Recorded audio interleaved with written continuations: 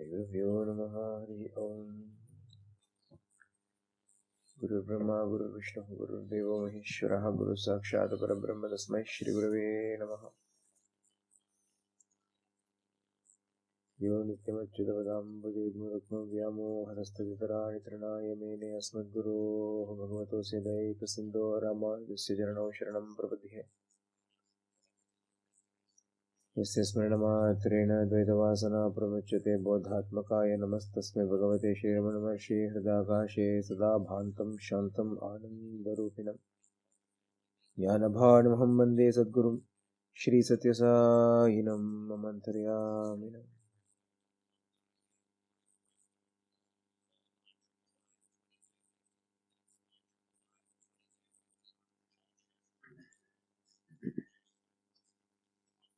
Continuing from where we left off, many ideas take shape in the mind, but when they do so, what we have got to do is, without leaving any of them free, we've got to channelize all of them to serve a higher purpose. Only then you can be established in Shanti. To do that, you must have some cleverness to deal with the varied ideas that we get and to bring them all under the one umbrella of seeking the Lord, of merging in the Lord. It is not the cleverness that you use in external things, it is more in the control and the subjugation of your mental faculties. Each one should inquire into themselves and strive to ascertain for themselves their own path towards the truth. This is essential for the blossoming of the Atma. But until then, until you realize your own state, you must move with those who have experienced the truth. Spend your time in the company of those who have experienced this truth, and by means of their guidance and inspired by their experience, you must internalize that. Paths are many. Each one has their own independent path towards the truth.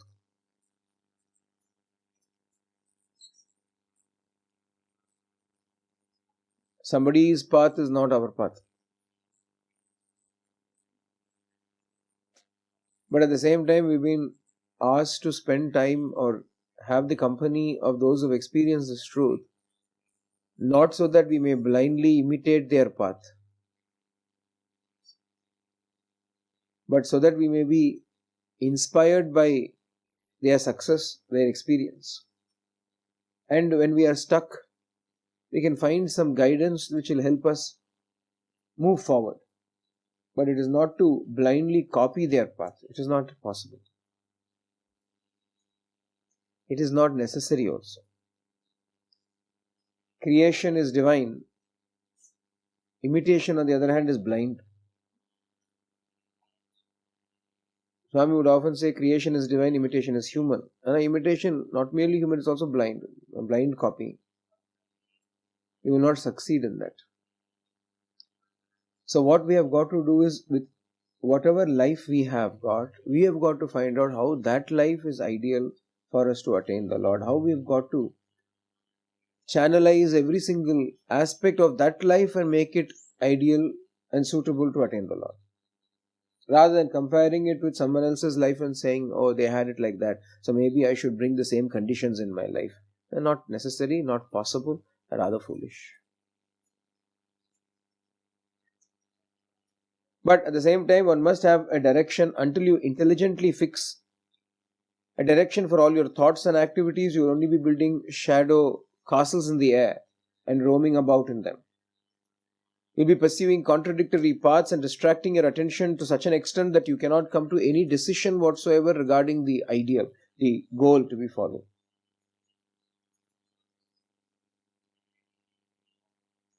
When we go with just our whims and fancies, then what will happen? It will appear as though all their paths that are suggested seem to be the best. But you should always strive to change the course of the senses and the imagination to subjects and desires that are conducive to the ideal, whatever be the difficulty, however serious the crisis. This is the sign of real intelligence. That is the road to real Shanti. Whenever an idea crops up in the mind, it seems very justified also. Always it seems justified. Oh yeah, I should do it. Everything seems justified. The mind has got the capacity to justify all of its fancies. And depending upon the upbringing, depending upon your society and so on, you will find adequate reasons, or very valid reasons to pursue that path. But here, Swami makes it very clear what should be the guideline, the benchmark, the measuring that we use to say, okay, is this appropriate? Is it conducive to reaching that goal of my life? The goal of life, if it is jnana, if it is attaining the Lord, whatever it is, whatever idea comes up in the mind, it has to be subject to this particular test. Is it leading me towards the Lord? It is conducive to my progress. If it is not, then I should leave it. That discrimination is important. You should not allow the slightest idea of neglect to hinder you or stand in your way. You must use your discrimination throughout all the time to discard all of these unwanted, unnecessary, unwarranted thoughts and fancies that arise within us. Otherwise, we will not be able to have Shanti. In order to achieve this, for mental weakness is there. Swami says here, there is a mental weakness. This mental weakness has to be cured. But to cure that, to accomplish this, what we have got to do is move about with Anubhava Jnanis and Adhara Purushas. One must grasp the reality with their help and experience the reality oneself. Only then can peace be established in ourselves. So Swami is trying to alert us to a couple of facts here. One, there is no point imitating anybody, but second, you still have to move with them because under their guidance you'll be able to see this reality. Rather, more than that, what they will do is, when you have assumed that you are seeing the reality, they will correct you and say that not yet. Sometimes that is even more important. Because the truth will stand self-revealed. There is no need for anybody to reveal it. What needs to be taken care of is, when mistakenly we believe we have arrived at the goal, they should be there to say, not yet, little bit more. Then they will make us walk. They will guide us, guard us, caution us where we make the mistakes. That is the greatest help that these Mahapurushas, Adhara Purushas, Anubhava Jnanis can do. Why? They have had the experience themselves. They have gone through that. They themselves know. If you have already driven through the roads and you have arrived here, you will be able to call up the other person and say, avoid that road, there is a big traffic congestion, take another road. It's as simple as that. They have gone through that, they know the pitfalls there, they know where the possible errors can occur. So they will be able to help us avoid all of those things. Adhanala we must ardently seek the company of these Anubhava Jnanis. Swami makes it very clear, who are they? Anubhava Jnanis. They have experienced it. They are not merely Pustaka Jnanis. Not mere bookish knowledge, but experiential bliss. They are the right ones who can help us with it.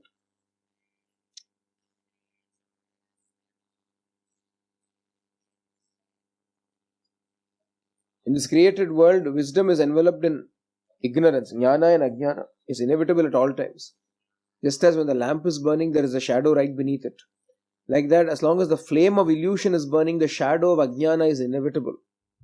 If the ignorance surrounding the nature and the truth of the Atma is destroyed by jnana, then Shanti will be illumined, Shanti will be the result.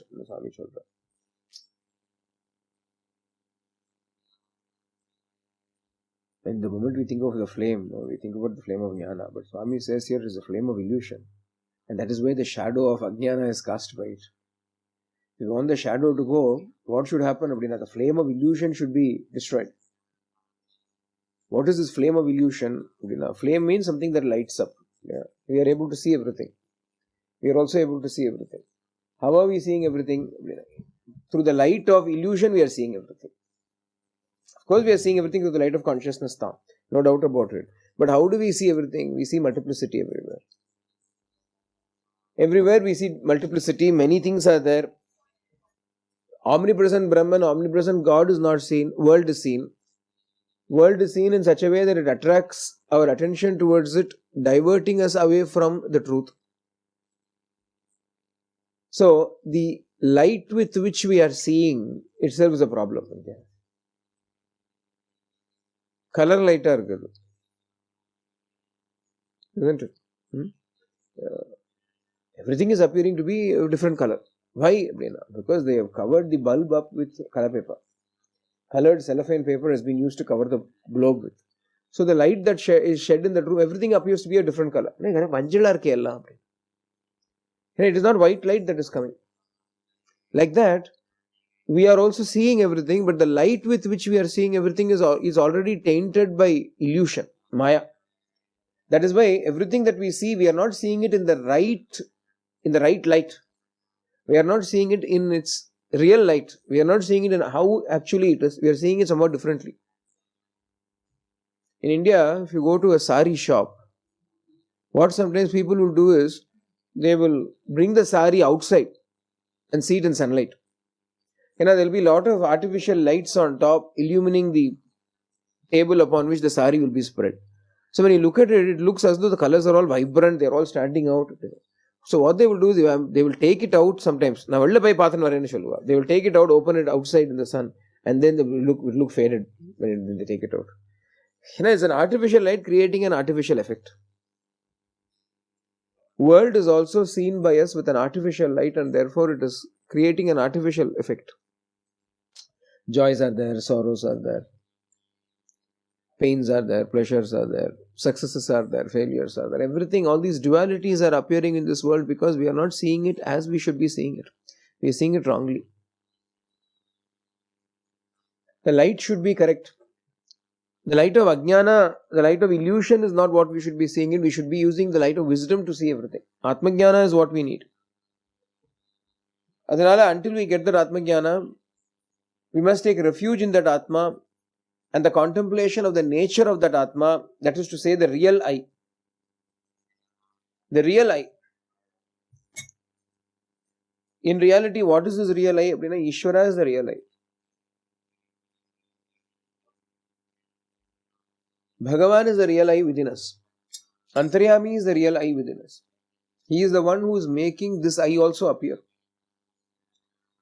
Hridaya kuhara madhye kevalam brahmamatram hi ahamaham sakshat atmarupena bhati. What is it that is shining as I? It is Brahmarupa. It is Brahman. Bhagavan, Ishvara is the one who is shining within us also as I.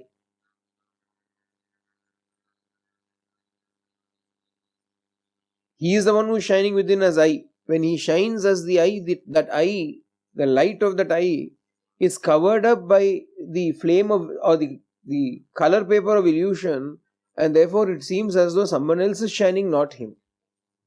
So we come into existence. In that fake light, we come into existence. Otherwise, we cannot exist. Only he can exist. How is it that we are existing? Fake light, so we also seem to exist. All this objective world shines only through the glory of the Atma. World is shining because of that. The entire universe is existing only because of that Atma Jyoti. But just as we have a little lamp here and a chimney, a glass around it to prevent it from being blown out by winds. Yeah.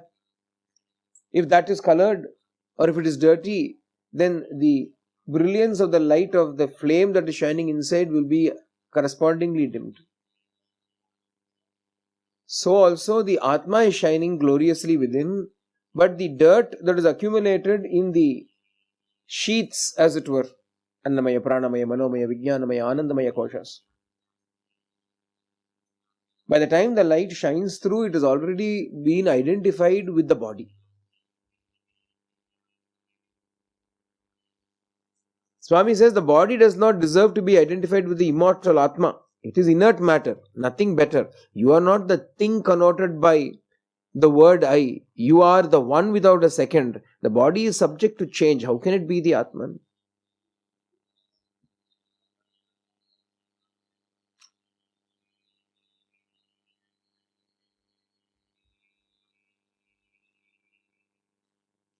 Not only is our existence unwarranted, first of all, our existence itself is not right. It's like a person, a squatter, a person who has entered into a house and is living there without the knowledge of the owners. What is he doing? He is doing improvements to the house. He is hanging a picture here. He is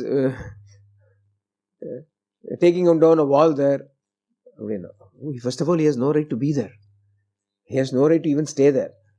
On top of that, he is actually making changes to the house. How terrible it is. Like that, first of all, our existence itself is not warranted because only he should exist. Our existence itself is a mistake. Our existence as a separate individual, separate to God, our existence itself is a mistake. On top of that, what are we doing? We are decorating this existence.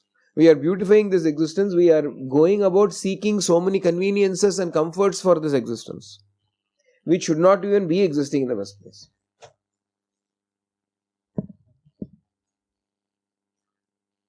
Atma alone exists. It is the one and only one. It cannot coexist with another entity. It is only when every sadhaka is aware of this that equality, equanimity, exhilaration can be established upon the earth. Therefore, contemplate upon that principle, the tattva, leaving aside the seen, focus on the seer. That will illumine the truth. Leaving aside that which is seen, focus yourself on the seer. Swami Cholra, you see a pot. When you see a pot, you know that you are not that pot, is it not? You never say, I am the pot. Then he says, then why do you say I am this body? You see this body, why do you say you are this body when you just as it is like another pot? It also has a pot.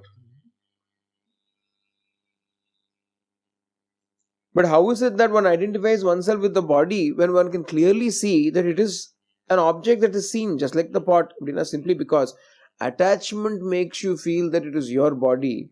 This is ajnana, this is minus, this is I-ness. Jnana, which is of the nature of the Atma, is indestructible. Ajnana, which is of the nature of the body, is destructible. It will be destroyed.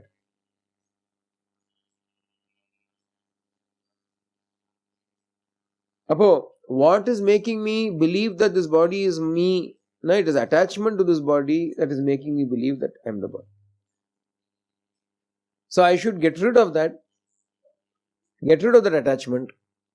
For that, what should I do? I should contemplate on the tattva, contemplate on the Atman, contemplate on the Lord, the seer, rather than contemplating upon the seen. Trimbi akam danai dinam aha kankan theriyum. Tirumbi, turn away. The more we pay attention to this verse, see, this is very, very subtle. To understand that you are not the body is not easy. To technically know it is very easy, but to experience it is very hard.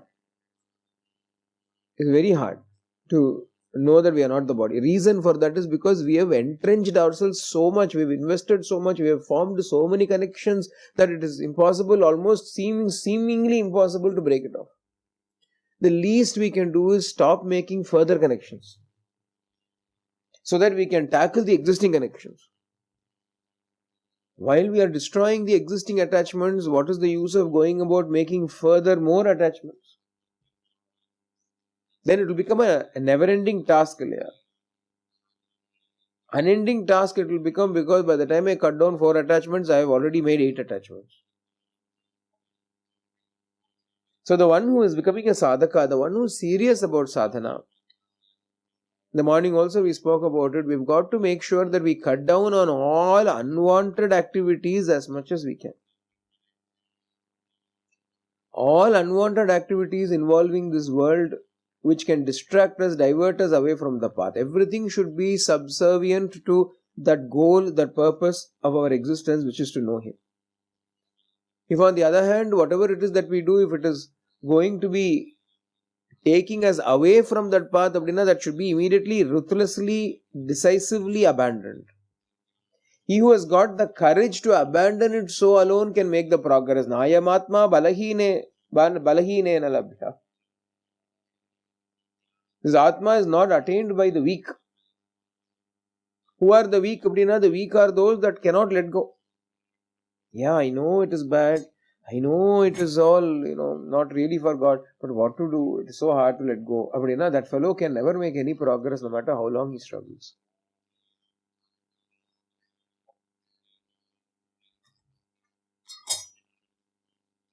That ability to cut off is necessary. Either you look at the foolishness of your attachments, you look at the sorrow that arises as a result of your attachment and then let go. This is one way. Or because of the overabundant love that you have for the Lord, you let go. For His sake at least you let go. No, I want you more than I want all of these things. You've got to hold on to. Swami, in the lives of his immediate close disciples, devotees, would play games like this. You may all have read the book Anyatha Sharanam Nasti. The Kuppam family, which is immortal among Sai devotees because they were the ones that first used the term Swami. The most endearing of terms for our Bhagavan is Swami. Somehow, although every sannyasi is called Swami, when we address Swami by the word Swami, we mean something completely different. He's not Swami Sri Satya Sai Baba. He's Swami. Stop. Swami nale por. It is something. Swami himself must have inspired the Kuppam family to start calling him Swami. Now everybody calls him Swami. To call him Baba or Sai Baba is very odd for us. For those who are close to him, we can't call him by those terms. That's like calling somebody by their full formal name. Somebody is very close to us, will we call them Mr. So-and-so, first name, last name, etc. It's like that. He can't call Swami like, which is a Swami. This family was a joint family, sort of an extended family. The elder brother and the younger brother is the Radhakrishnan family. Kuppam Radhakrishnan's family is the younger brother. The elder brother. They also came to Swami because of the younger brother's family coming to Swami. But the relationship that existed between the younger brothers and Swami was something completely different. They are the ones that have written the book and so on. The elder brothers, I think daughter is getting married. They've invited Swami for the wedding. Swami has come. And next day is the wedding. Swami tells them, I don't want any of you attending the wedding. He's going to go and come. But he said, I don't want any of you attending the wedding. Whose wedding? His own brother's daughter. His niece is getting married. They are living in the same village. They are living in the same house, as it were. How can you not attend the wedding? Swami is coming and saying, you are not attending the wedding. They are looking at Swami. What is this, Swami? Swami says, you decide. Do you want me or do you want them? Do you want me or do you want them? If you want me, you will listen to me. If you don't want me, if you want them, they are more important, go. So naturally they can't go. And not only that, Swami says on top of it, and you are not allowed to tell them that I am the one who prevented you from coming to the wedding. What mischief is this?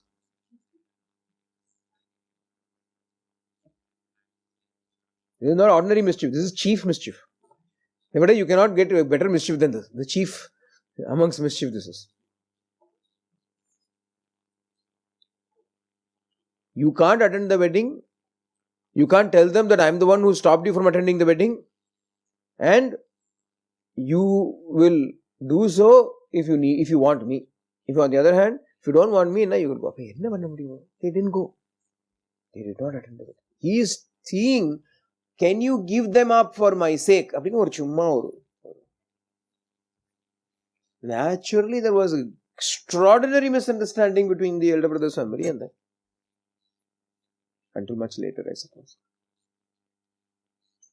when it could all be forgotten. But imagine that. And they have to continue living there. Swami will go away to Puttaparthi. After creating this trouble, he will and go away. They have to live there. But see that? If you are not able to give up for his sake, giving up the mukyam. Whatever sake you give up, you have to give up. Attradu patrenil, utradu vidu. If your attachments go away, you will attain the Lord. When you give them up for the sake of the Lord, at least you have the satisfaction you have done it for Him. Ati vilangyate ante achyutagata. At least you can tell Him. Pati Sudanvaya, Bhratrabandhavan, and salute to now. Krishna, we've come for you. Apdinadu we can say.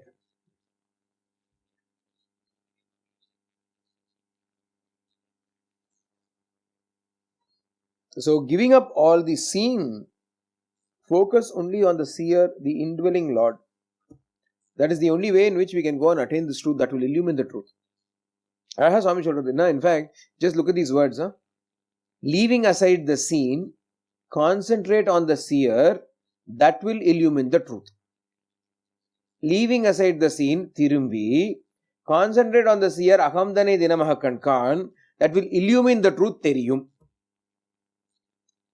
Because Swami says only, Ramana Bhagavan says, Endranai and Arunachala.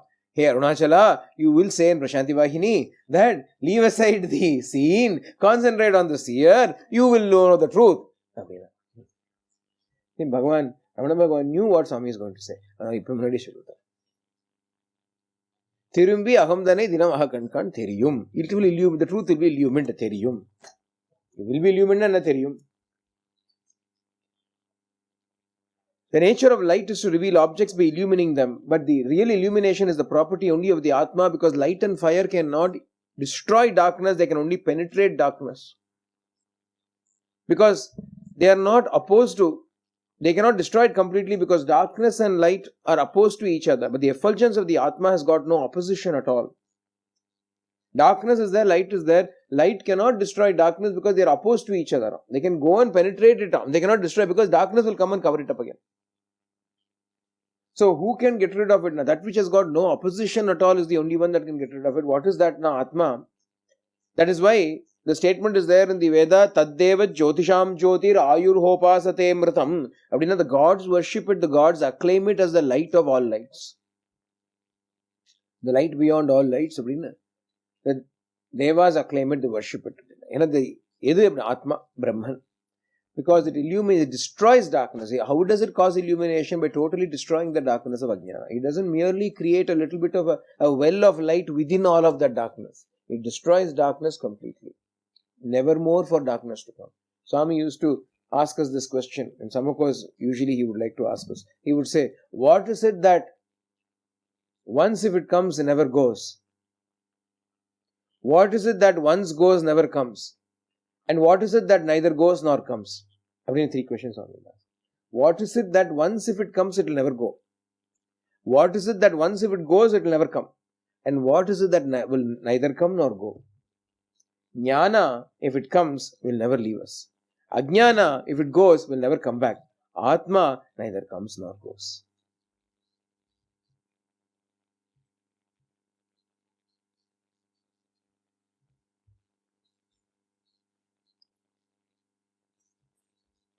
Upon this Atma's nature, what this Atma is, we've got to understand it is formless.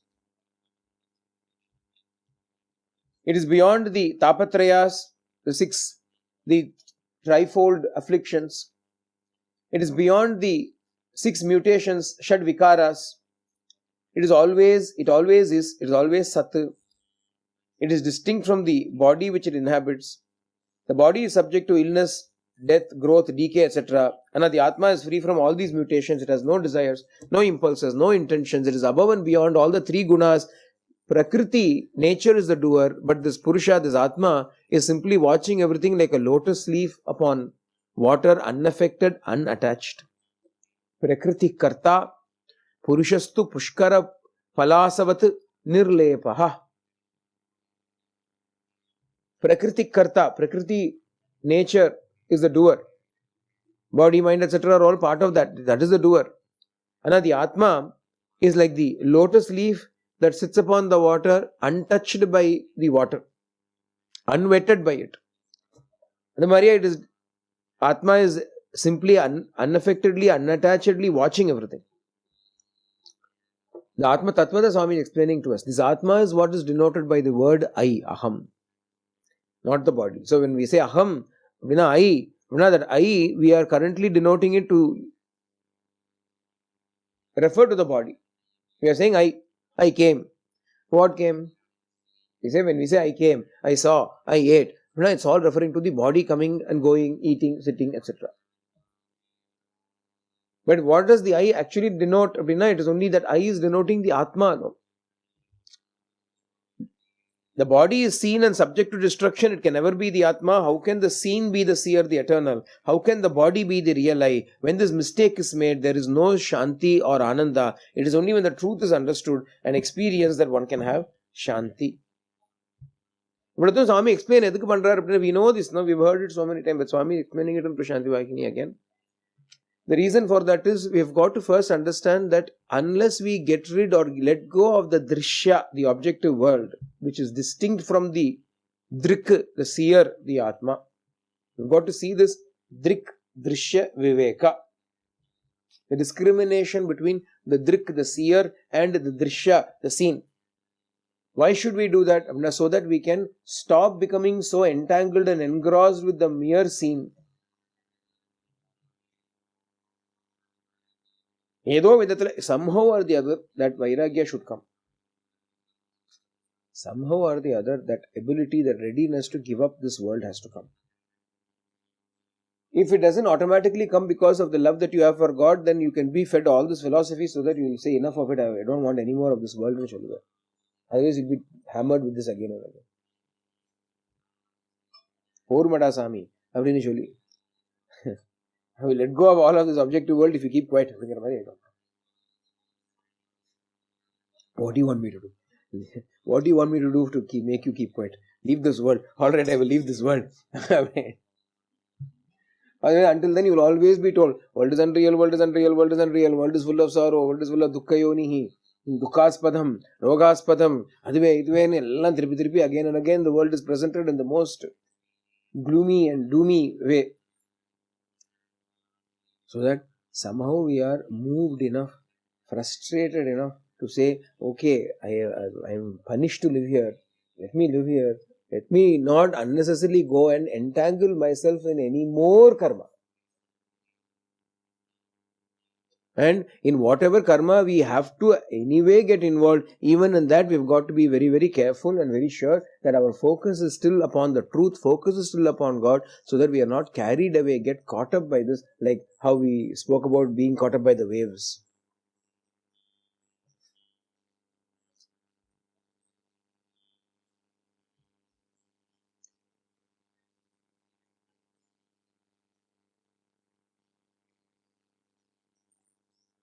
Ignorant people to whom the understanding of the Atma is beyond reach delude themselves by the belief that they can derive joy from this objective world which their senses can experience.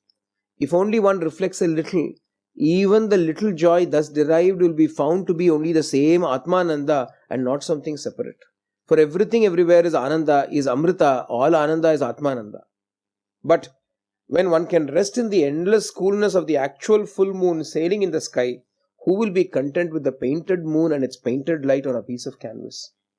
Who will care even to cast a glance at it? Will the honey-sucking bee ever drink the bitter juice? What Swami is asking. All the Ananda in this world is Atmananda only. Everything is but a pale reflection of that Ananda. It is all because of that Ananda existing that we find some Ananda in all these little things. See, Ananda cannot be quantified. Ananda cannot be of different nature, different types of Ananda. Ananda is Ananda only. Whenever we find some Ananda, if you take a sweet and put it into your mouth, then you are finding some happiness. That is also Atmananda only. So what is wrong, Abhinna? The moment that sweet disappears from your tongue, that Ananda is gone. Can you keep eating sweets? If you listen to some good music, Ananda comes. Can you keep on listening to music? If you watch a movie, some ananda might come. Can you keep on watching a movie?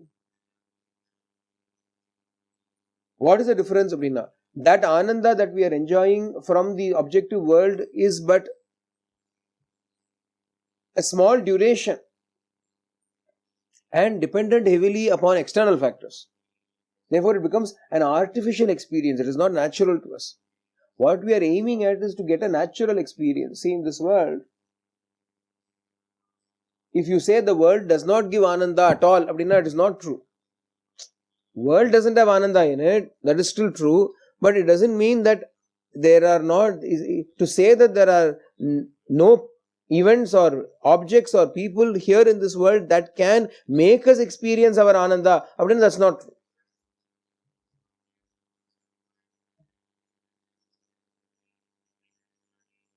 The examples that we gave, when you eat something nice, you find an ananda. Where does that ananda come from? The ananda does not come from the sweet. The ananda comes from within you. But the sweet may become a trigger for you to go within and experience that ananda.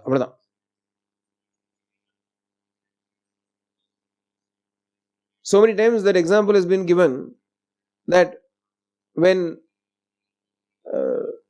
you eat a sweet, you eat a piece of sweet, you find ananda. But somebody who's got COVID eats a sweet, he finds no ananda. He's lost his sense of taste.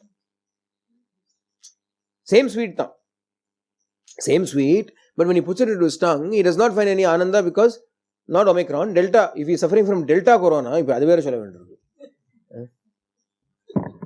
is suffering from Delta vid, it was characterized by loss of taste. What happens? He will not have any taste. So there is no ananda correspondingly coming from that. The same sweet, the appropriate conditions, the sweet can become a trigger for you to experience your ananda. So also all the various objective pleasures of this world, they are all so. They can all become triggers at points in time only. The same thing may fail to become a trigger in a different situation.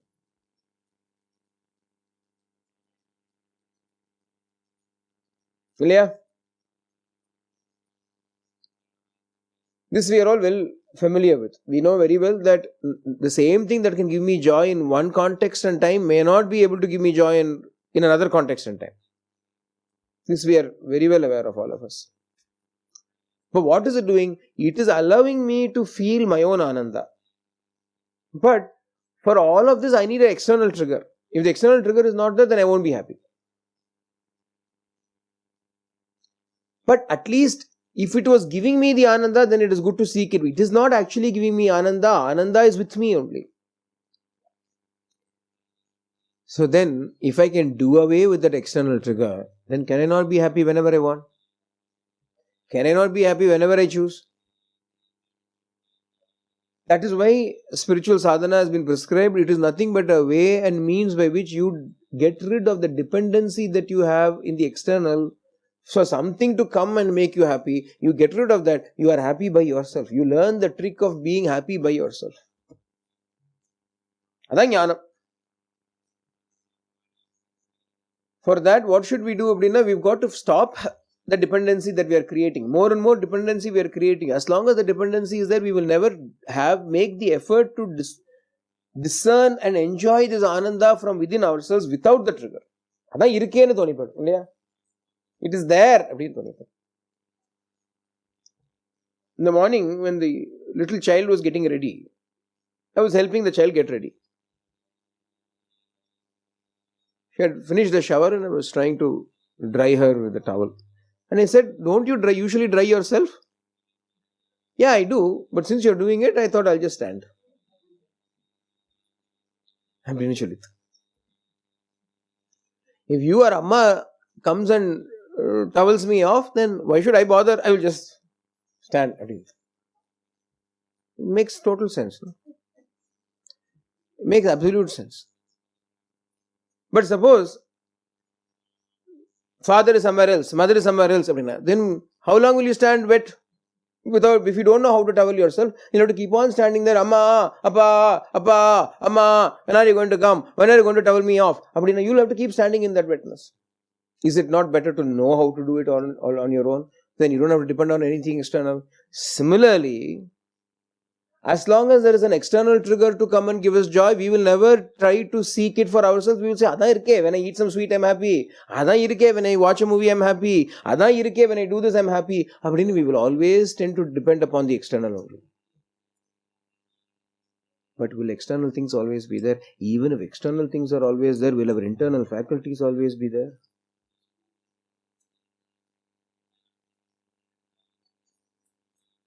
When you are young, when you watch a movie, so many sounds are heard.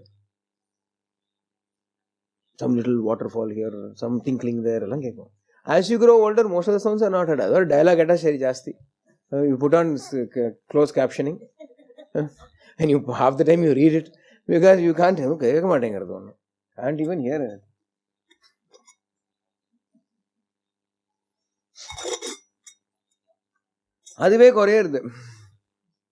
Faculties themselves are dimming, fading. How can they become trigger to me, make me happy? I have to find joy within. If I don't find joy within, then we will become lost. If we are always going to depend on the externals, we will become lost at some point in time or the other. Men deluded by the attraction of Prakriti grope about, totally ignorant of the Atma, and wallow in the unreal manifold world shaped by the three gunas. On the other hand, the learned man who seeks the reality gives up the glittering falsehood and revels only in the Atma, deriving Shanti therefrom. Without knowing the Atma, without knowing that Atma is the source of joy, without knowing that Bhagavan is the source of joy, we are wandering around, groping around like blind people in the dark of this world.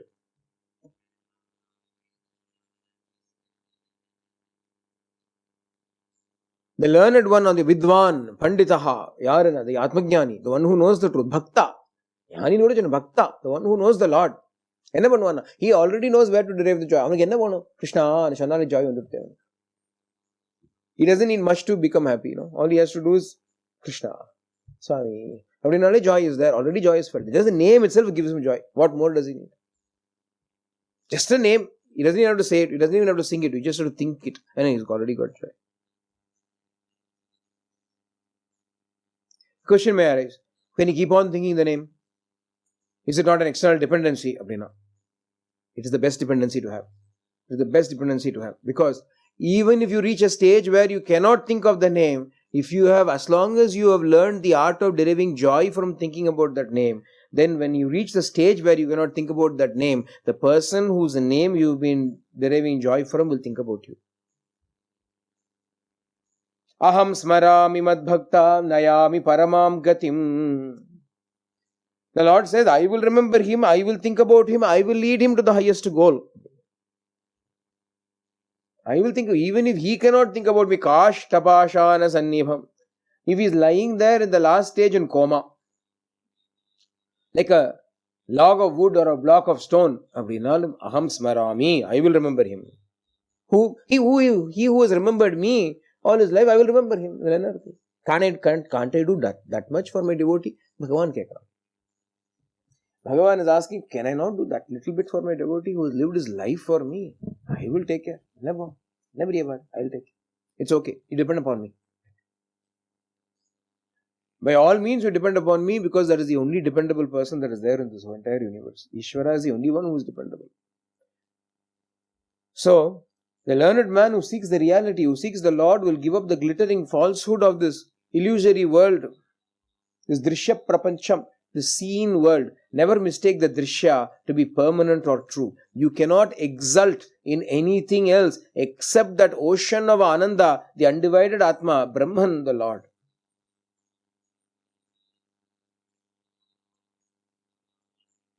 Listen to these words again. You cannot exult in anything else other than the Lord.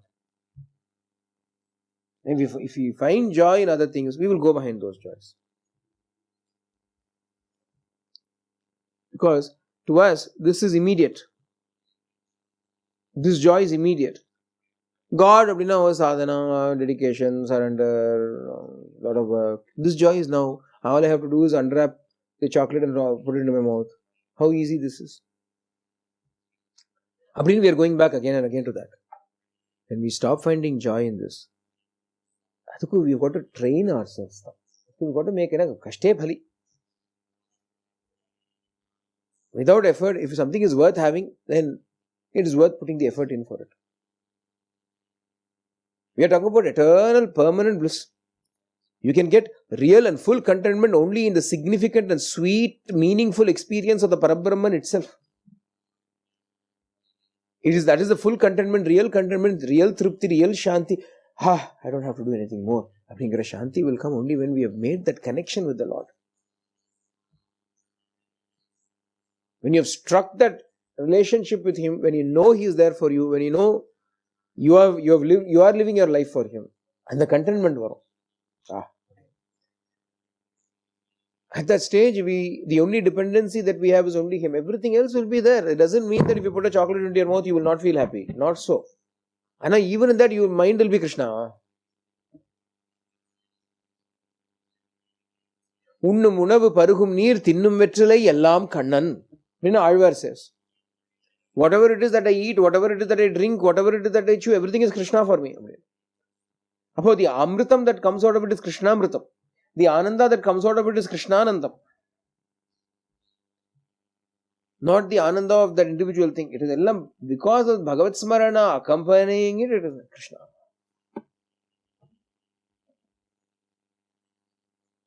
This is something we have got to consciously train our mind. Otherwise, it will never come. Everything other than the Atma is Asat. Just as like silver in the mother of pearl, or a delusion like water in the mirage, a mistake with no real silver that you can take away, or no real water to slake your thirst. So too, when you base your life on this mere sensory objective drishya prapancha, the seen world, then which is anatma, which is produced by avidya, ignorance, you can never derive happiness or joy from it. Such pictorial products of fancy cannot appease hunger or slake thirst or satisfy desire. Only the real can produce those results. Isn't it? If you are very hungry, can you look at a photograph of a beautiful spread of food upon a plate and satisfy your hunger? On the other hand, even if there's one banana, you can eat it and quench your hunger. Isn't it? Real spread irundalum, a mere photo can, a pictorial representation, pictorial product of fancy. Will that in any way make your hunger go away? Only the real can satisfy. All this is only giving us some kind of a temporary satisfaction. This we have got to realize. The removal of the recurring sorrow of samsara can be achieved only through the attainment of the Lord, of the Brahman. Genuine shanti cannot be earned by means of desires and intentions, study and scholarship, pomp and publicity. It can only come by experiencing the Atma to however small an extent. Even a little bit, when we go and touch that source, which is the Lord, we enjoy a little bit of shanti. Without that, whatever we are experiencing cannot even be called as shanti. How can we call it prashanti, the highest peace? By mere force of intention, one can imagine a scene in an instant in distant America. But can it also be experienced in actuality in that same instant? No. There is no use imagining and framing in the fancy. It must be experienced in mind, word and body. Only then can we claim to have had the genuine experience of it. So too with Shanti. Merely knowing about the Brahman or about Shanti, etc., about Sakshatkara leads you nowhere.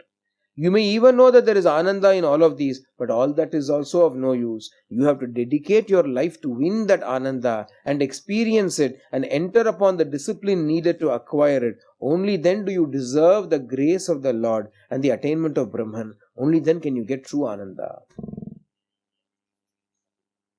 To even win the grace of the Lord, you have got to enter into the life of sadhana. I was reading a little while ago the experience that was narrated by Professor Nanjundaya. He was traveling with Swami in a car and he asked Swami, am I right in understanding that all things in this world happen all good things happen, all blessings come to us by your grace, whereas all the other things happen as per the laws that are set in place in motion. Swami said, no, not really. I don't have anything to do with anything. He said, I have created departments for it. I have a cabinet under me and I have appointed ministers for everything. There are several departments and they are all taking care of all the departments. But there are 3 departments that are directly under my control. 3 portfolios that I hold. What are those 3 portfolios? Prema, Seva, Sadhana are the 3 portfolios that I hold directly under my personal guidance. I will look into those things immediately. This is what Swami had to say about it. Very nice and very sweet words he had.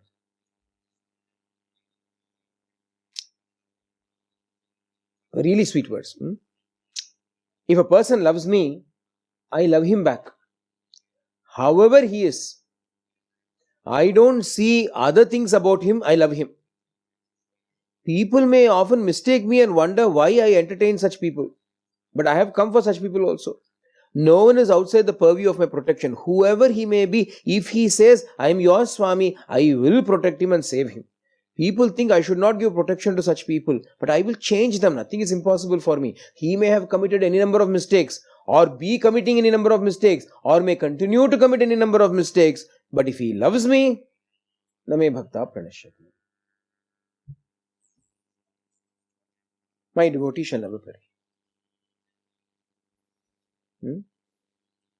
I take responsibility for the people who come under this category. Prema, first category. If you love Swami, even if you may love him, despite loving him, you may have so many problems.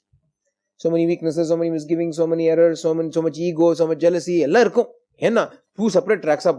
Somehow you have got the capacity to love him. You love him to bits and pieces. Your life is him. But at the same time, you also have everything else.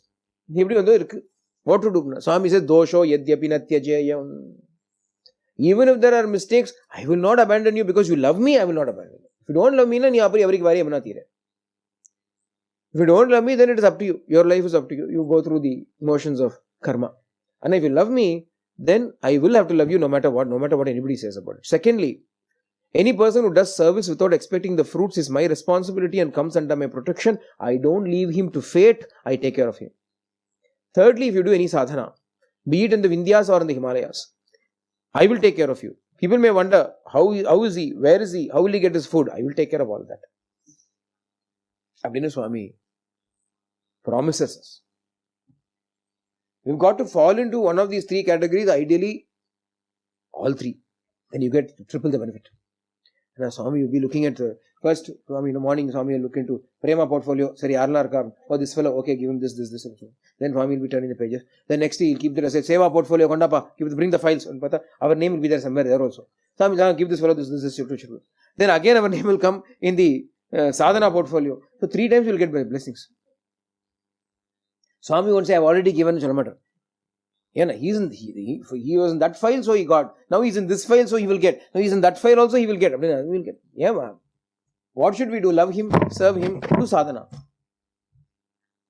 What is sadhana? All 3 are actually related. Although Swami says there are 3 departments, they cannot exist independently. They are all in fact connected together. Who is the person who can do service without expecting the results in this world? Is there anybody who can do service without expecting results in this world? Only one person can do. He who is in love with God alone can do it for the sake of the Lord, he will do it. Otherwise, they will do for name, fame, publicity, pomp, show, at least a feeling in the heart. Some reason will be there. Without any expectation, they will not do. At least the expectation that some, Swami used to narrate a story of Abraham Lincoln, who was walking along with his friends and he saw a pig stuck in a ditch. And he was very neatly, impeccably dressed. And what he did was he took out his overcoat and he gave it to somebody, one of his friends, and went into the ditch and freed the pig who was screaming and squealing. Came back looking like another pig himself. All his friends said, hey, why did you have to go in? How did it matter that for the pig? It's only a pig. Why did you have to go in? He said, no, I didn't go in for the pig. I couldn't bear the suffering of the pig, so I went in. So even if you go in because you cannot bear the suffering of the pig, then you will still want the result of at least the suffering going away, your suffering going away. If in spite of you going, nothing happens to the pig, now you will be sad. But who can go in and do it? One who is doing it for the sake of the Lord can go and do anything he wants without expecting any results. If prema is there, only that can also happen. Who can do good sadhana, proper real sadhana? Again, only one person who is so much in love with God that he is willing to do sadhana. And the sadhana also he is doing because it is to attain him. It is for him. If he does the sadhana, then he becomes one person in all the three departments. So we have got to do that sadhana.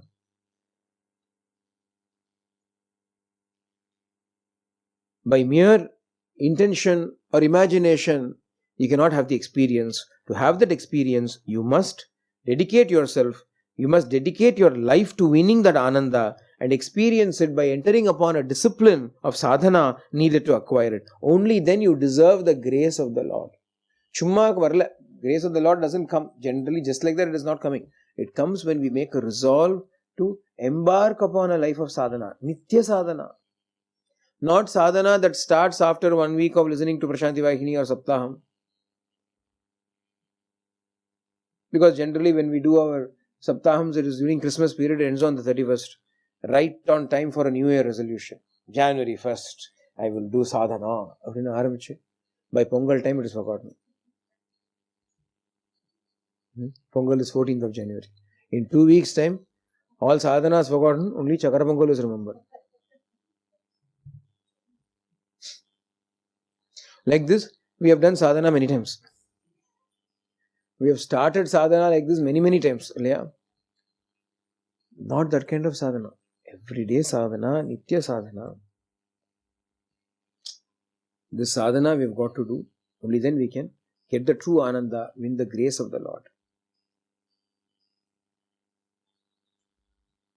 Man alone of all creation has the qualifications to achieve the supreme joy. What a sad tragedy that he should neglect his right and wander about seeking petty pleasures, empty tinsel. Like children playing with dolls and sticks, calling them elephants and horses. Just because they call them elephants and horses, it does not make them so. Similarly, man plays. Ignorant men play in all seriousness, imagining the objects of the world to be real. They laugh and weep in joy and sorrow. They blossom and droop while up and down. But that does not make the Maya world any less unreal. Just because you take it to be real does not make it any less unreal. It continues to be exactly as unreal as it always is. They are as real as the joys and sorrows, profits and losses that you encounter in your dream state. The world outside that we see now, Swami is making it very clear, even if we cannot understand it, even if we cannot experience it, if we take it at face value and believe it because Swami is saying it, we would have already made a great progress. What is Swami saying? Swami is saying this world outside is as real as the world that you see in your dream.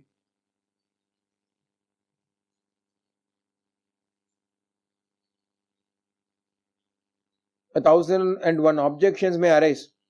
No, but dream is short-lived. Dream, when I go to bed, then get up, it's gone. But when I go to bed and wake up next morning, also the same objects are there in the house. Is that not real? 100,000 objections may arise. I am not interested in even giving an explanation for all of those things, because all I am going to say is, Swami says here that this external world is unreal. It is as real as the joys and sorrows, losses and profits that you make in a dream. That much should be enough for us. Of course, what Swami says is logical. Of course, it can be proved with logic. But what necessity is there for us? For those of us who love him, we don't need to justify anything. Him telling us itself is enough. Swami says, it's fine. So it's unreal. Good, done. They have no reality then, nor do they have any reality later. At both times, they are but creations of your own fancy. He who knows the secret will always exult in the joy of companionship with oneself, the contemplation of one's own inner reality. That is permanent joy. Nityananda.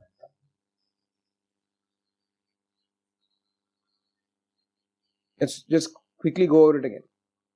Man alone in all of creation has the power to acquire the supreme joy and experience it. But what a tragedy that we are playing with sticks and dolls and making them real. But no matter how much we call them as real, no matter how much in seriousness we play and weep and laugh, in joy, in sorrow, going up and going down, no matter how much we do it, it does not make this Maya world any less unreal. It continues to be exactly as real as the dreams that you have. They are neither real then, nor are they real later. At both times, they are but creations of your fancy. He who knows the secret will always exult in the joy of companionship with oneself. Atmanubhava. Permanent joy this is, because he is exulting in the joy of himself, in the contemplation of one's own inner reality. The contemplation of one's own inner reality. This is the final stage to be situated in.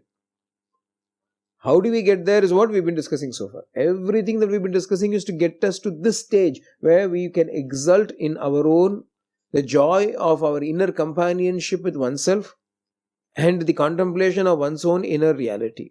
Listen therefore all sadhakas. Look at the way Swami is exhorting us, calling out to us. Therefore listen all sadhaka. Vinandi sadhakulara.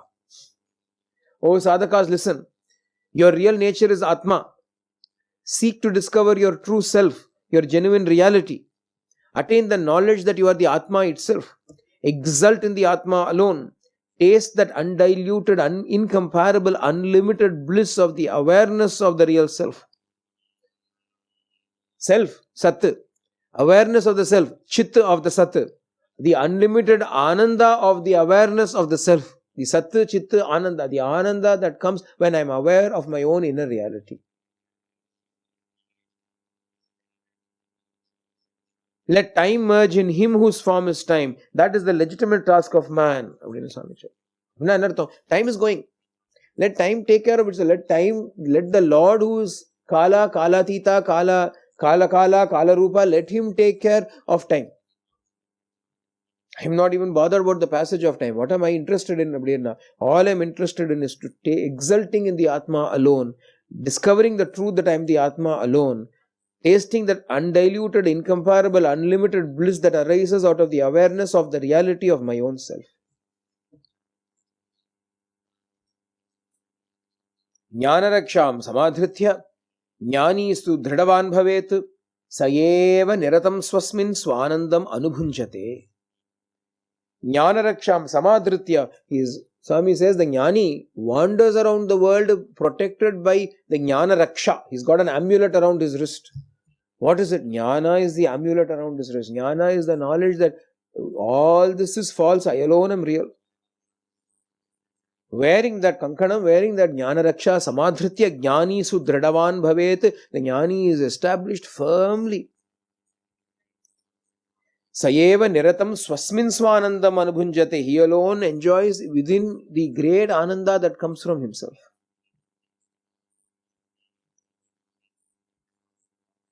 But one should not, out of the boldness born out of the consciousness of jnana, give a free vent to the senses. One should always be vigilant regarding the external world. One should always be immersed in the contemplation of one's own inner reality. That is a sign of the knower of the higher truth. When one is ever in that stage, having attained the Parabrahman, absorbed in the highest peace, abiding in silence, the self-illumining truth will ever be before the mind's eye, and the Drishya Prapancha will melt away. So, come and discover the truth, then abide in the truth. Never let go of the truth. Be careful about the external world, because no more traps for us. No more getting entangled in it. No more getting involved in all of its affairs. It is there. Good, let it be there. I am here. Let me be here. Be vigilant, be watchful, and remain established in always a state of being absorbed in that highest peace in silence, abiding in silence. Then the external world will melt away. It will fade away. For that, what you have got to do is keep looking, keep your glance, aparvaine ahaladu.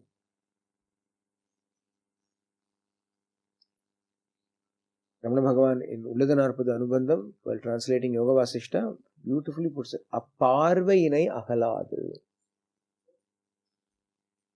Never letting go of that sight, never letting go of that vision of the truth.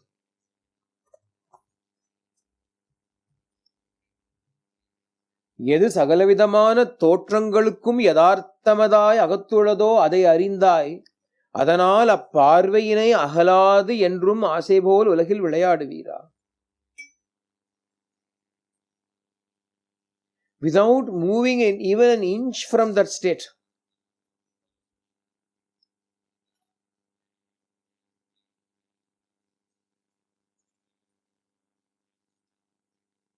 without losing sight of the reality of life, without losing sight of the purpose of life.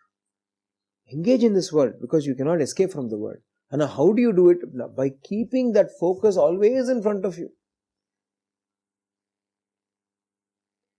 By keeping that reality always in front, always connected to that reality. How do you do it? Easiest way to do it is through prema. Easiest way to do it is through love. You have to fall in love with God only once. You have to keep falling. You've got to really fall in love with God but once. It is not enough to merely love Him. You have to fall in love with Him. There's a difference between the two. Love Him abdina, what is the difference between falling in love and just loving God? In fact, that is what Swami a few days ago in the Thought for the Day said. You have no right to offer your love to anybody else other than God. What is this offering love? What is the meaning of offering love? What is the meaning of falling in love? You can love something, but when you fall in love, you will be lovesick.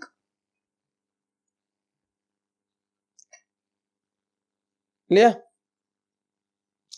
You can say, I love something. I love ice cream. I love chocolate ice cream. Okay. So that means, are you miserable without it? No, I'm not miserable without it. But I love chocolate ice cream.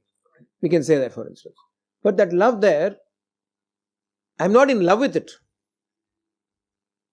I love it, but I'm not in love with it. Perhaps there are only semantics here, words that I'm using, but they convey completely different meanings. If I cannot have it, I become lovesick. If I'm not with Him, if I'm not in touch with Him, then I pine away, I waste away. Cherai yenin may nirai uruhi kaniratra ajiven Arunachala. Abdina Ramana Bhagavan tells, hey Arunachala, if you will not come and unite with me, then I shall wither away into water. I shall cry so much that I will melt into a river and flow away. I was lovesick. Pining, yearning. I need you, I cannot be without you. Abdingra state.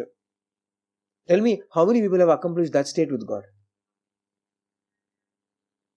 We love Him. But are we in love with Him? That if we cannot have Him, or if we do not feel that connection with Him, we parama vyakulata, extreme agony.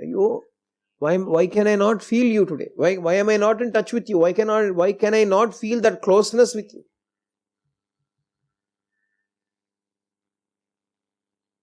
When we look at some of the pasurams of the Alvars, no, they're all filled with this longing, pining, yearning, love sickness only.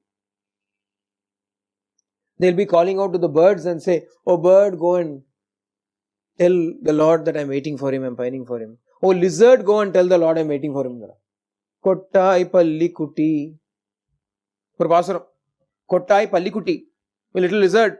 Go and, the lizard angarkan. The lizard is there, engar kabdina, inside Perumal Sannidhi, lizard is there. Lizard will make a noise. Here we don't know about it. In India and all we know. Lizards will be there inside the house making noises. They can even give you answers to exams. In Anida Sharanamnasti, the book, the boy and the girl, the brother and sister, they've been spending all the time in Prashanti with Swami. Exam is there. They have to go for exam. Ayo Swami, we will not take the exam because we have no time to study. Next year we'll take the exam. No, go do the exam. I'll be there with you. Swami sent them. So they went and sat there. They have to study. Both of them, brother and sister, are studying. massive amounts to study, exam is around the corner. How to study? So many subjects are there. அப்போ என்ன பண்ணா அப்படின்னா, they opened something randomly. Is this important அப்படின்னா, a lizard in the wall said அப்படின்னா, yes, okay, let's study this. அப்படின்னு within minutes they marked out in all the subjects what are the key things which the lizard said yes to. They studied only that. Saishwararpana Mastu, we'll only study this. அப்படின்னு they studied only that. Then when they went and sat for the exam and they opened all the questions, everything was what the lizard had already predicted. These lizards know. They know when somebody is coming from Aurangabad. They know what exams are there. Adanala Alvar says, oh lizard, since you know so many things, why don't you do one thing? Why don't you go and sit there in the shrine and go talk, talk, talk, talk, talk. He will look at you. What are you saying? Bhava, Alvar is crying. Alvar wants you, it seems. Abhi they pine, they send messages through all kinds of creatures and so on. Imagination, or bhava. And what does that bhava indicate? Or pining, or yearning. I want you. I need you.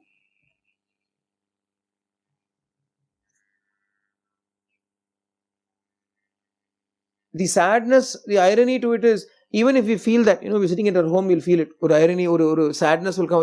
After listening to this, Swami, I also want to be like that. I also want to pine and yearn for you. Adukulla some other work will come. Some email will come. Oh, email. Oh, correct. Better. Finished.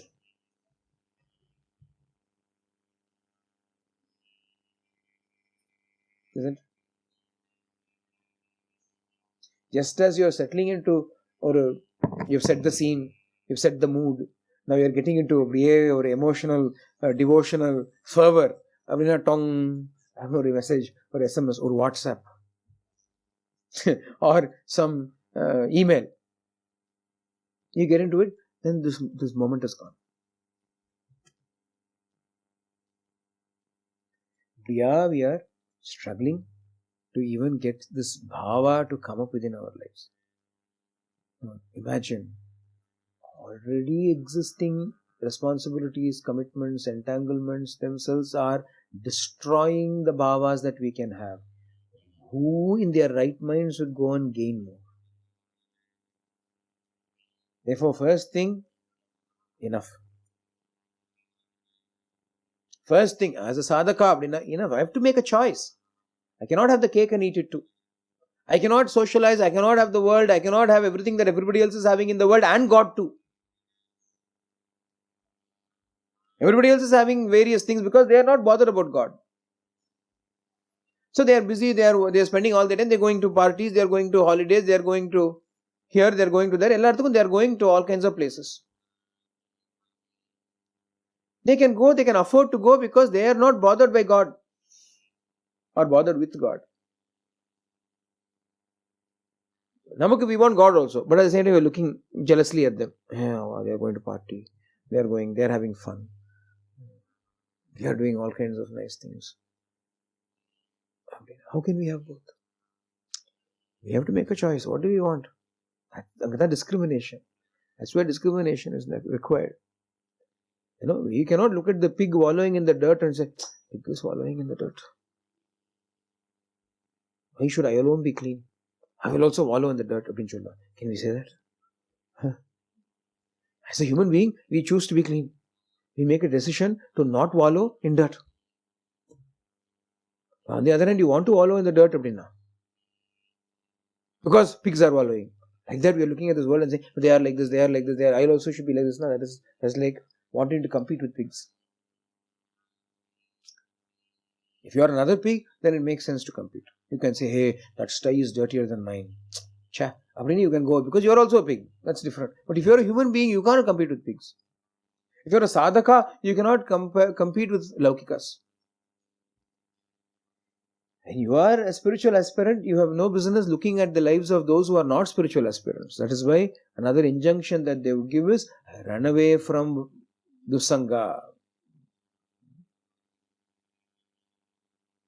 Tyaja durjana samsargam bhaja sadhu samagamam. Swami would say Tyaja durjana samsargam. And when it was translated as give up, Swami said no, run away. Give up bad company. After it was translated, Swami said, run away from bad company, not merely give up. Run away. As though it is visham, poison, you run away from it. Vanda, and I don't want all of these things. I don't even want to listen to all of these things because I have my life. I'm living my life for God. I don't want to be distracted because mind, who can trust it? The better is to keep me away from all of that. Always enjoy the Shanti that is the result of stopping all of these mental agitations. Do not allow the mind to run after this and that. Train it to keep quiet. Keep away and afar the mental reactions caused by the contact with the external world. Then you can become mere existence, Sat. That is the state of the Mauni, the Muni, the state beyond the realm of the senses, where their command and control does not run. That is real Sakshatkara, the goal of life.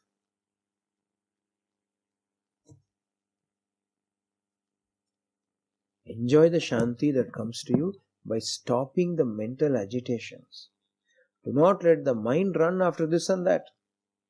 And this and that always exist. They are always going to exist. You cannot let the mind run after that. I will enjoy Shanti which comes only when I control, I put to rest all these mental vikaras, these mental modifications and agitations. They will constantly keep on wanting something or the other. When has they ever ended? Dinayaminyau sayam prataha Sishiravasantam punarayataha Kala kridati gacchati ayuhu Tadapina munchati ashavayuhu Bhaja Govindam Govindam bhaja mudamate. Dinayaminyau sayam prataha. Day is going into night. Morning and evening keep coming, repeating alternate after each other. Sishira vasantau punarayataha. Winter and spring keep coming again and again. Kala kridati gacchati ayuhu. Lifespan is decreasing in the play of time. But even then, desires are not ceasing. Abdina Acharya is questioning. What does it mean? Some desire or the other will always be there. Don't think only when you're young you have desires. When you grow older, you'll have desires then also. Some different kinds of desires will come. But desires will keep coming. Some desire or the other will keep coming. Oh, I want my son to get married. Oh, I want my son to have a child. Oh, I want my grandson to get admission in medical college. Where will desire stop? I want to go and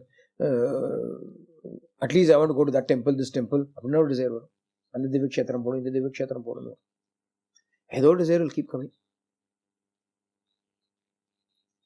So don't let the mind run after this and that. Train it to keep quiet. See how beautifully Swami is using that. Train it to keep quiet. It will go out. You have to train it.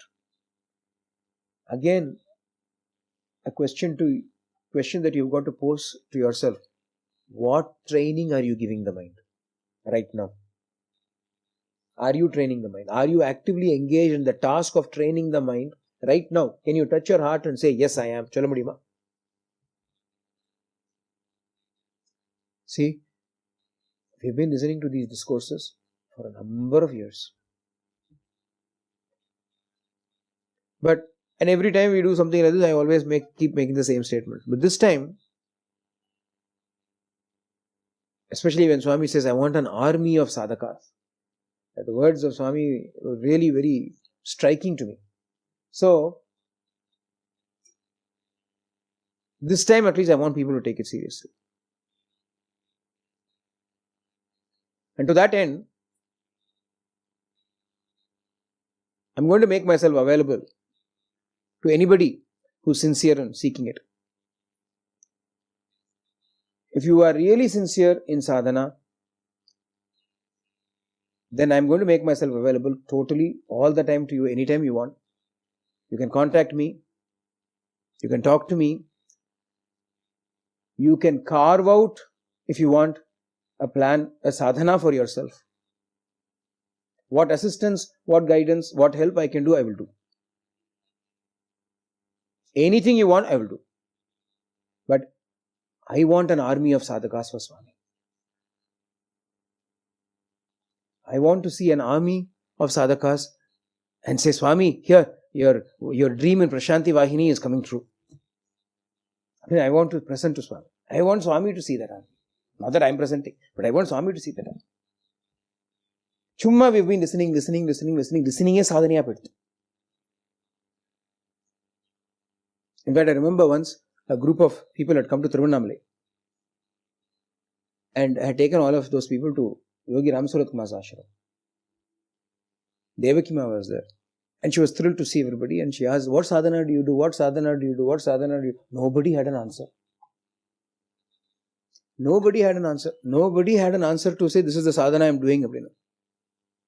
She was really shocked. Obviously, nobody is doing any sadhana. If people are doing sadhana, they will say, I am doing namasmarana, I am doing atma vichara, I am doing something, this, that, and the other. Dhyana. Nobody is doing anything. On the other, they keep listening. They keep listening to this discourse. By listening to this discourse, I am living for God. Nobody is living for God also. I have given up all my desires. Nobody has given up any desires.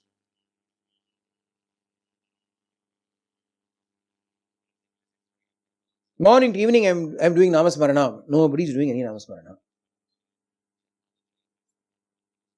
What are people doing? Doesn't matter. What you have not done is of no consequence. What you are going to do is more important. If people are willing to join up in that army of sadhakas, applications are open.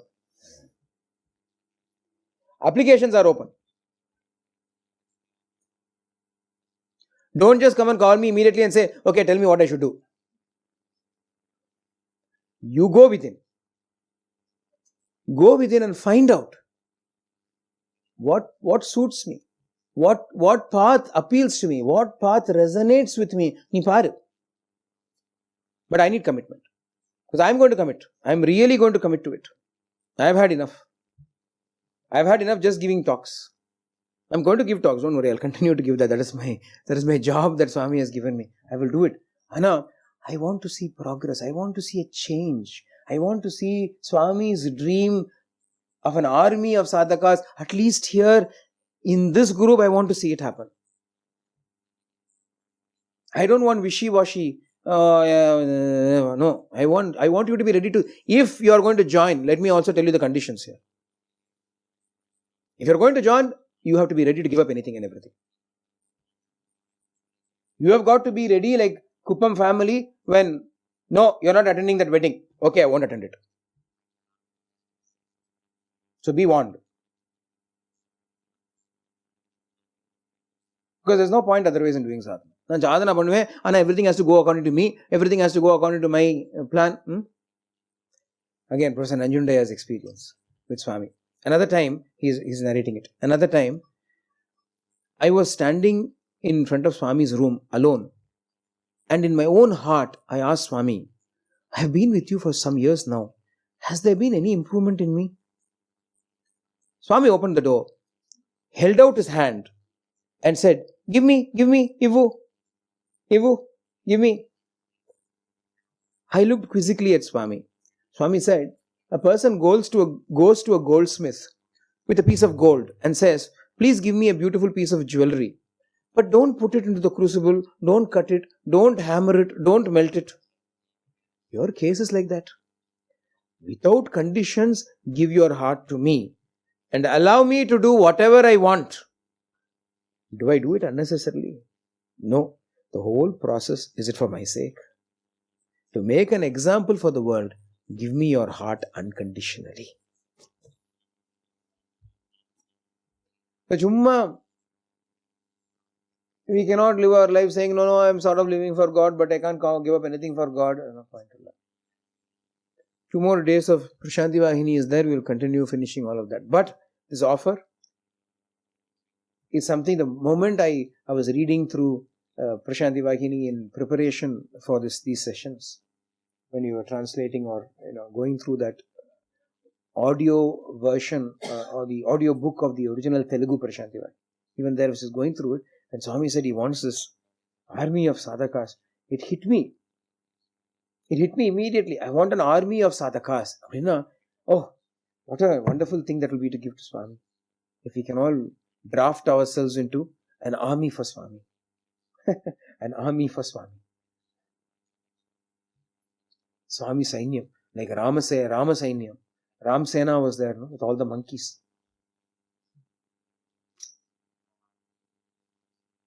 They were willing to give anything for Rama, do anything for Rama, even give up their lives for Rama in the battle. And in the end, all of them were restored. All of them went with Rama to Ayodhya and saw the beautiful coronation of Sri Rama, Rama Pattabhishek. Like that, we also, if we become this army, we will see the coronation of Atma Rama in our hearts. Atma Rama Pattabhishek. Bhagavan will be crowned, coronated within our hearts. But this is something that we all have to do. Train it to keep it quiet. Keep away and far the mental reactions caused by contact with the external world. Then you can become mere existence. Sat, Kevala Sat. Satta Matram. That is the state of the Muni, or the state beyond the realm of the senses. It is the real Sakshatkara. That is the goal of life. Swami is exhorting us time and again. Let us sincerely do it. Although we have blundered along, fumbled along, floundered along so far in the name of sadhana. Although Swami, this, Swami, that, we have done. But it has to become serious. It has to be something we have got to take a whip and motivate ourselves with it. Self-motivation. We have to have the drive. For what? To achieve Swami's dream come true. I want an army of sadhakas. Army. Swami uses the word army. Army is known for what? What is the army known for? Discipline. Any army in any part of the world, army nalle discipline dane. Without discipline, there cannot be an army. It is a ragtag collection otherwise. It is a mob. It is not army. A discipline is necessary. Swami used to, I remember Swami talking to us in the Samakos once about the Chambal Valley dacoits. Chambal Valley in Madhya Pradesh, there is a valley, and there used to be, it was infested with dacoits. And what these dacoits would do is they will get into the train. I personally remember when I was young, the trains that used to go from Chennai to Delhi would go through Chambal Valley. And at a certain station, policemen will get into every compartment. Between one station and Jhansi, I think. Between two stations, the policemen will get into every compartment. And when it crosses Chambal Valley, then they will all get down. Because it was such a dangerous place. What these dacoits would do, they'll come on horseback. And they were trained to jump from the running horse to the running train. And they will enter in and with their guns and weapons, they will rob the passengers of all their jewels and ornaments and then get out the same way in the running train, get onto the horses and go. Swami once Samako spoke about that and said, those dacoits, for them to accomplish such death-defying feats, how much training, how much discipline is required for them. He even went on to say they are all ideal candidates for Atma Sakshatkara. Because they already have the discipline required. They have put their body through great rigor, great torture. They have not given any comfort to their bodies and minds. Always alert. Swami would say, students should learn from the dacoits. Students should learn from the dacoits, not to rob and steal, but to have the discipline, to steal our minds. S-T-E-E-L. To steal our minds against all these temptations of comfort and convenience. The sadhakas, the yogis, rishis and all, how do they sleep? They sleep on bare ground. They have a thin sheet in which they sleep. They expose themselves to the elements. They eat but this much food. They continue their lives in tapasya. Namakalam, can we compare it even to the lifestyles that we are leading here in Australia? What discomfort do we know? Tell me, what discomfort do we know? We don't even sit on the ground. We do not even sit on the ground. For us, it's only comfort. No discipline.